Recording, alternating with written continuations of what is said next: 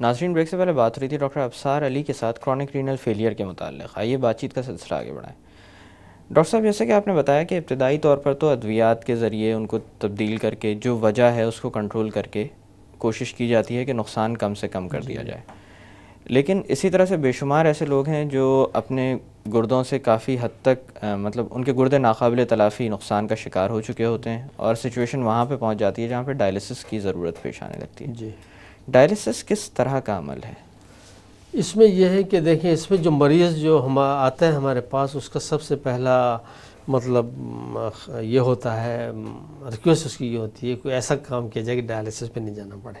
جی. تو اس سلسلے میں کہنا یہ چاہتا ہوں کہ دیکھیں، ڈائلسس کو پوسٹ پون کچھ حد تک کرنے کا اس میں ایک طریقہ جو یہاں رائج ہے وہ یہ ہے کہ پروٹین جو ہے اس کو لینا بند کر دیا جائے.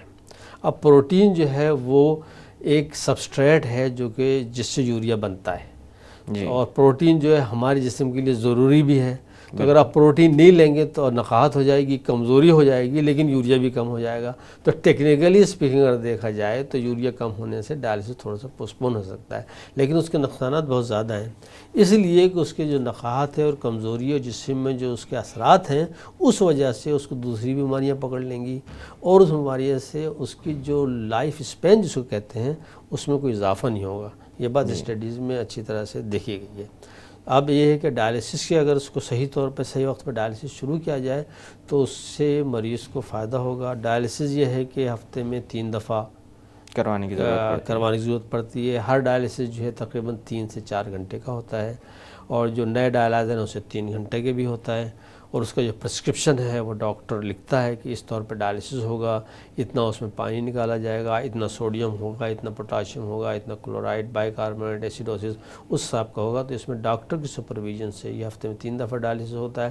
ڈائلسس سے فائدہ یہ ہوگا کہ جب آپ ڈائلسس پہ آ گئے تو اس کے بعد یہ ہے کہ آپ لبرل ہو جائیں. بالکل لبرل سے مراد یہ ہے کہ آپ بالکل نارمل طور پہ زیادہ سے زیادہ پروٹین لیں، زیادہ سے زیادہ چیزیں کھائیں ایک ہیلدی طور، تاکہ کیونکہ آپ تو ڈائلسس پہ ہاں تو اس کے بعد کو آپ کی اتنی اس سے فائدہ یہ ہے کہ آپ کو اتنی زیادہ احتیاط کی چیزوں کی ضرورت نہیں ہے. آپ ڈائلسس کو کوئی پوسٹ پون نہیں کرنا چاہ رہے ہیں تو آپ کی ہیلتھ صحیح رہے گی.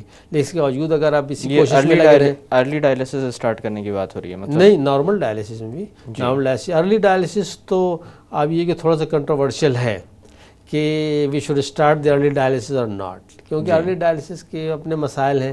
لیکن یہ کہ جب مطلب ایک کلیئر کٹ ریکمنڈیشن آ گئی کہ ڈائلسس ہے تو میرا تو خالی اسی وقت شروع کرنا چاہیے. کیونکہ ارلی ڈائلسس میں یہ ایک یہ بھی مسئلہ ہے. ارلی ڈائلسس میں مطلب یہ ہے کہ آپ نے ٹیسٹ وغیرہ کرائے اور اس کے ٹیسٹ کے لحاظ سے پرسن کوالیفائی کر رہا ہے ڈائلسس کے لیے، جو کہ نیشنل کڈنی فاؤنڈیشن کی ہے، جو بھی اس کی تنظیمیں ہیں اس کے لحاظ سے آپ فٹ ہے ڈائلسس. جیسے کہ امریکہ وغیرہ میں ہوتا ہے کہ بھئی یہ ہوا آپ کے GFR اتنا ہے، ڈائلسس شروع کریں آپ. لیکن مریض کو یہ ہے کہ مریض کو تکلیف کوئی نہیں کہتا، میں تو بالکل صحیح محسوس کر رہا ہوں، آپ کہہ رہے ہیں ڈائلسس شروع کریں. تو اس میں سائیکولوجیکل امپیکٹ بھی ہوتا ہے، اور تو اس کو بھی دیکھنا چاہیے. اور یہاں کے ہمارے معاشرے میں اور ہماری سوسائٹی میں میرا خیال یہ ہے کہ اس کو افورڈیبلٹی کا تو سب سے بڑا مسئلہ ہے. تو اس لحاظ سے میرا خیال ڈائلسس اسی وقت شروع کرنا چاہیے جب کہ مریض بھی محسوس کرے کہ بھئی اس کو کچھ مسائل ہو رہے ہیں، پھر ڈائلسس طور پہ شروع کیا جائے، اور پھر ڈائلسس کے بعد جو ہے پھر اس کو فل طور پہ صحیح طور پہ ڈائلسس کیا جائے، اور اس کی غذا کو خاص طور پہ اس طور پہ رکھا جائے کہ پھر اس کی صحت میں جو لائف ہے وہ صحت مند طور پہ ایک ورکنگ طور پہ جو ہے وہ جاری رکھ سکے. اگر اس کو بہت زیادہ ڈیلے کیا گیا تو اس سے جو نقصانات ہو جاتے ہیں کرونک رینل فیلئر کی وجہ سے، جیسے کہ آپ نے شروع میں ذکر کیا کہ اس کے دل پہ اور اس کے جگر پہ اور اس کی ہڈیوں پہ جو اس کے اثرات ہوتے ہیں وہ ایسے ہو جاتے ہیں کہ ڈائلسس کرانے کے باوجود بھی پھر ان میں ریکوری نہیں ہوتی. اس لیے آدمی محسوس ہی کرتا ہے. تو اس کا جو ٹائمنگ اس لحاظ سے پڑھنے نہ تو بہت زیادہ ڈیلے ہو اور نہ ہی بہت زیادہ ارلی ہو، ان بٹوین ہو. ظاہر ڈاکٹر کے مشورے کے ساتھ ہی کام ہونا چاہیے. اچھا ڈاکٹر صاحب، ڈائلسس کو آرٹیفیشل کڈنی بھی کہا جاتا ہے. اسی حوالے سے میں آپ سے پوچھنا چاہوں گا کہ ہماری اللہ نے جو ہمیں گردے دیے ہیں وہ 24 گھنٹے کام کر رہے ہوتے ہیں. ڈائلسس کا عمل ہفتے میں 3 دفعہ کیا جاتا ہے. تو اس طرح جب تھوڑی ماڈیفیکیشن آتی ہے کام میں تو کیا کوئی ریسٹرکشنز یا کوئی لمیٹیشنز ہوتی ہیں؟ جیسے مریض کے پانی پر کوئی پابندی لگائی جاتی ہے، یا کوئی ایسے نمکیات ہوتے ہیں جن کو استعمال کرنے سے مریض کو تھوڑا سا ریسٹرکٹ کیا جاتا ہو؟ اس میں یہ ہے کہ چونکہ ہفتے میں 3 دفعہ ڈائلسس ہو رہا ہے اور ہفتے میں 3 دفعہ سے زیادہ ڈائلیسس فائدہ مند ہو سکتا ہے، لیکن وہ ظاہر سے پریکٹیکل نہیں ہے جی، اور کہیں بھی پریکٹیکل نہیں ہے. تو لیکن 3 دفعہ ڈائلیسس سے جو ہے شخص اچھی خاصی زندگی گزار سکتا ہے. پانی کی ریسٹرکشن اس لحاظ سے کہ اگر بعض ایسے مریض ہوتے ہیں جو کہ ڈائلیسس پہ ہیں لیکن ان کا یورین بن رہا ہوتا ہے اور اچھا خاصا بن رہا ہوتا ہے، جی، تو ان کو اس لحاظ سے فائدہ یہ ہے کہ اگر یورین بن رہا ہے تو اس یورین کے لحاظ سے وہ اپنے پانی کو ایڈجسٹ کر سکتے ہیں کہ اتنا پانی پئیں کہ بھئی یورین بن رہا ہے، اور اگر کوئی ٹیبلٹ لیسکس وغیرہ لے رہے ہیں تو اس لحاظ سے دیکھ سکتے ہیں. لیکن جن لوگوں کا یورین بن ہی نہیں رہا ہے بالکل، اگر پانی زیادہ پئیں گے تو ان کو اس ایسے مسئلے ہوں گے، ایڈیما ہو جائے گا، سوجن ہو جائے گی. تو پھر اس کا یہ ہوتا ہے کہ ایک ڈائلیسس سے لے کر دوسرے ڈائلیسس کے درمیان تقریباً یہ ہے کہ 2 کلو کا وزن بڑھنا چاہیے، اس سے زیادہ نہیں بڑھنا چاہیے. 2 کلو سے مطلب یہ ہوتا ہے کہ آپ پانی کی جو مقدار ہے وہ اس لحاظ سے خود دیکھ لے کہ ہم جو بھی کھا پی رہے ہیں، ایک ڈائلیسس پہ اگر ان کا وزن فار ایگزامپل 60 kg تھا تو نیکسٹ ڈائلیسس کے لیے جب آئیں تو اگر 62 kg ہے تو یہ صحیح رہے گا. جی، اس لیے اس سے 2 فائدے ہوں گے. ایک تو یہ کہ ان کو کوئی علامات نہیں ہوں گی، ان کا سانس وغیرہ نہیں پھولے گا، اور دوسرے کہ ڈائلیسس کرنے میں بھی آسانی ہوگی. کیونکہ ڈائلیسس دیکھیں 3 یا 4 گھنٹے کا ہے، اس کی ایک لمیٹڈ کیپیسٹی ہے ٹو ریموو دی واٹر. اب ایسا تو نہیں ہو سکتا کہ 3 گھنٹے کے اندر 10 کلو واٹر نکال دیا. تو اگر اس کو کوئی مسئلہ نہیں بھی ہو رہا ہے تو ایک ڈائلیسس میں آپ زیادہ سے زیادہ 3 کلو یا 3 لیٹر واٹر نکالیں گے. اگر اس سے زیادہ نکالیں گے تو پھر اس کو مریض کو تکلیف ہوگی، اس کو یہ ہوگا اس کا بلڈ پریشر لو ہو سکتا ہے، اس کے سر میں چکر آئے گا، اس کے تقریباً ڈائلیسس کے کافی دیر تک اس کو عجیب سا محسوس ہوگا. تو اسموتھ ڈائلیسس کے لیے ضروری ہے کہ اپنے ویٹ کو ان بٹوین ڈائلیسس کنٹرول جیسا کہ متواتر یہ معاملات سامنے آتے بھی رہتے ہیں کہ لوگ کافی دیر تک مطلب تھوڑا پریشان ہو جاتے ہیں یا چیزیں سمجھ نہیں پا رہے ہوتے ڈائلیسس. جی بالکل. اور دوسری بات یہ ہے کہ اس کا تعلق یوریا سے بھی ہے، کیونکہ یوریا کو اگر ایک دم سے اگر بہت زیادہ آپ کم کر دیں گے تو اس سے ڈس ایکویلبریم ہو جاتا ہے. مطلب ہمارا جسم جو ہے وہ ہائی یوریا کا عادی ہو گیا ہے. اب ہائی یوریا پہ ٹھیک ہے صحیح محسوس کر رہے ہیں، اب ہائی یوریا کو آپ نے ایک دم سے کم کر دیا ہے تو مریض اس کا عادی نہیں ہوتا، اس کا دماغ اس کا عادی نہیں ہے. تو اس لحاظ سے اس کو ایڈجسٹ کرنے میں تھوڑا 4-5 گھنٹے لگ سکتے ہیں. تو یہ جو فلکچویشن اگر بہت زیادہ ہو، اور خاص طور پہ یہ چیز اس وقت سامنے آتی ہے آپ کبھی کبھی ڈائلیسس کریں. ایک ڈائلیسس کیا ٹھیک ہے، اس کو 1 ہفتے کے بعد پھر کیا، اس کے بعد یہ یوریا بہت بڑا ہوا ہے، پانی بھی بہت زیادہ ہے، اور آپ نے واٹر بھی بہت سارا ریموو کیا، یوریا کو کم کیا، تو اس سے مریض کو محسوس ہوتا ہے کہ ڈائلیسس سے بجائے میں بہتر ہونے کے اور مجھ سے ہماری طبیعت خراب ہو رہی ہے، تو وہ کہتا ہے ڈائلیسس کرنا بالکل بیکار ہے. اس کے اگر متبادر اس کو ہفتے میں 3 دفعہ ڈائلیسس کرواتے رہیں تو پھر آپ کو یہ محسوس نہیں ہوگا، اسموتھلی چلے گا. بالکل. اچھا ڈاکٹر صاحب، نیکسٹ ڈائلیسس کا جو ٹائم ہوتا ہے یا ڈیٹ ہوتی ہے وہ اگر خدا نخواستہ مس ہو جائے تو مریض کو کیا کرنا چاہیے؟ دیکھیں اس کے اندر جو ڈائلیسس کیا جاتا ہے اس میں تو بہت ساری مطلب اس کی وجوہات سے کیا جاتا ہے. مطلب کہ واٹر کو ریموو کرنا ہے، یوریا کو کم کرنا ہے، سوڈیم کو ٹھیک کرنا ہے، اور باقی چیزوں کو کیلشیم ہے، میگنیشیم ہے، اس کے تمام جو کیمیکلز ہیں ان کو بالکل صحیح کرنا ہے. یہ ڈائلیسس کا کام ہے. لیکن اس میں جو سب سے خطرناک چیز ہے مریض کی زندگی کے لحاظ سے وہ ہے پوٹاشیم. مطلب یہ کہ پوٹاشیم ایک ایسی چیز ہے جس سے کی زیادتی سے مریض کی زندگی کو خطرہ لاحق ہو سکتا ہے. تو اگر کسی کو ڈائلیسس مس ہو گیا ہے یا ڈائلیسس مثلاً کرانے کی پوزیشن میں نہیں ہے کسی وجہ سے، تو اس کو کم از کم اپنا پوٹاشیم ضرور چیک کرانا چاہیے. کہ جیسے کہ فرض کریں آج ڈائلیسس تھا، مس ہو گیا، نہیں کرانا چاہ رہے ہیں، بہت ساری وجوہات ہوتی ہیں، پرسنل وجوہ ہے، تو لیکن اپنا پوٹاشیم وہ چیک کر لیں کہ پوٹاشیم کتنا ہے. اگر پوٹاشیم ان کا بڑھا ہوا ہے تو اس کو پھر کنٹرول اگر نہیں کیا گیا، چاہے ڈائلیسس سے کریں اور چاہے بغیر ڈائلیسس سے کریں، تو پھر زندگی کو خطرہ ہے.